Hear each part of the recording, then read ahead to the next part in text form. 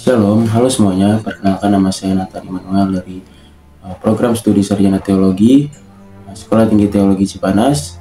Tujuan saya membuat video ini karena sebagai pelengkap tugas saya di mata kuliah pengantar ilmu teologi dengan dosen pengampu Pak Amiruddin Zaulku. Ya, jadi di sini saya akan membahas fundamentalisme, the fundamentals, dan respon Injili. Mengapa saya membahas ini? Karena saya diberikan pertanyaan mengapa gerakan fundamentalisme sangat menekankan ajaran pokok-pokok iman Kristen atau the fundamentals, dan bagaimana Injili menyikapi semangat tersebut. Jadi gerakan fundamentalisme dalam kekristenan muncul pada abad 20 di Amerika Serikat sebagai respon terhadap modernisasi teologi dan pengaruh sekuler. Modernisasi yang dipengaruhi kritik historis terhadap Alkitab dianggap mendesak otoritas iman Kristen. Sebagai tanggapan, lahirlah The Fundamentals pada tahun 1910 sampai 1915. Buku ini berisi tentang kumpulan atau tulisan yang menegaskan doktrin pokok iman tidak dapat dinegosiasikan.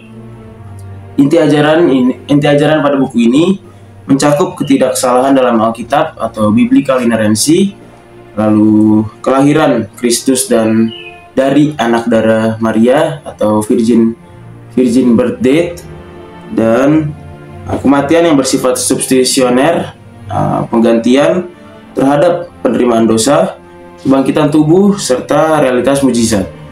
Saya mengambil beberapa pandangan dari para teolog. Ada George Marsden dalam bukunya Fundamentalism and American Culture pada 2006. Ia menjelaskan bahwa fundamentalisme dinilai sebagai upaya membangun benteng pertahanan iman di tengah modernisasi yang semakin merajalela. Sementara itu, gerakan Injili atau evangelikal muncul sebagai koreksi terhadap fundamentalisme. Saya juga mengambil pandangan dari David Bebbington yang mengatakan dalam bukunya Evangelicalism in Modern Britain pada tahun 1989, ia menjelaskan bahwa identitas Injil dapat dilihat melalui 4 ciri.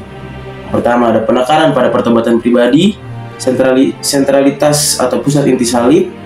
Yang ketiga, otoritas Alkitab, serta yang keempat, aktivisme atau tindakan nyata dalam misi.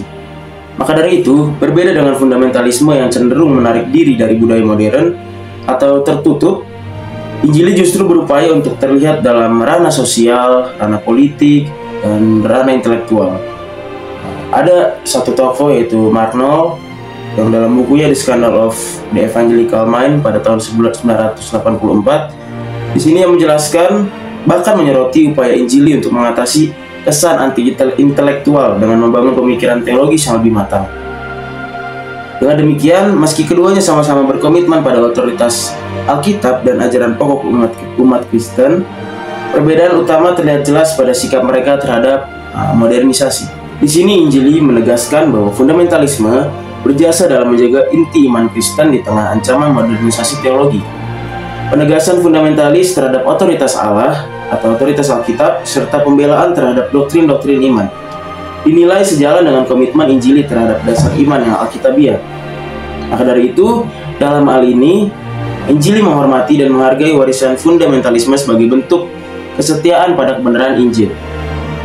Maka dari itu, fundamentalisme juga dipandang sebagai gerakan yang perlu diapresiasi, tapi juga dikoreksi supaya dapat hadir secara aktif dan transformatif di tengah masyarakat kita sekarang. Jadi, fundamentalisme menekankan pemisahan atau tertutup demi menjaga kemurnian iman, sedangkan Injili lebih terbuka terhadap dialog dengan budaya, dialog dengan antarumat beragama, dialog dengan zaman, atau ilmu pengetahuan tanpa melepaskan dasar iman yang ada pada ajarannya.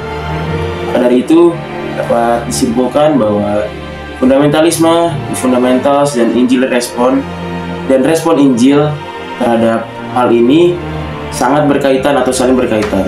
Mungkin segitu saja penjelasan singkat dari yang bisa saya berikan. Mohon maaf apabila ada kesalahan kata atau kata-kata yang kurang enak, kurang berkenan untuk didengar. Saya mengucapkan terima kasih.